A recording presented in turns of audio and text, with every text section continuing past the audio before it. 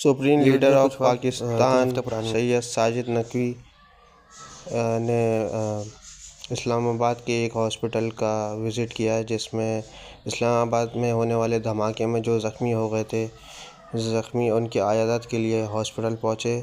اور ہاسپٹلوں میں دیکھ سکتے ہیں آپ، بیماری کی حالت میں بھی آپ نے جا کے عیادت کرنا مناسب سمجھا اور آپ وہاں گئے اور زخمیوں کی عیادت کر رہے ہیں، اور دعا گو ہیں کہ زخمی جلد سے جلد شفا یاب ہوں اور اللہ تعالیٰ ان کی صحت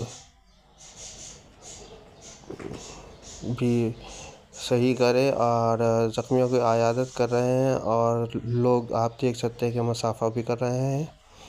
اور ساجد نقوی جو پاکستان کے سپریم لیڈر ہیں، انہوں نے زخمیوں کے لیے دعا بھی کی۔ اب وہ واپس لوٹ رہے ہیں۔ آپ کی حالت تھوڑی سازگار ہے، لیکن پھر بھی انہوں نے ہاسپٹل میں آ کے زخمیوں کی عیادت کی۔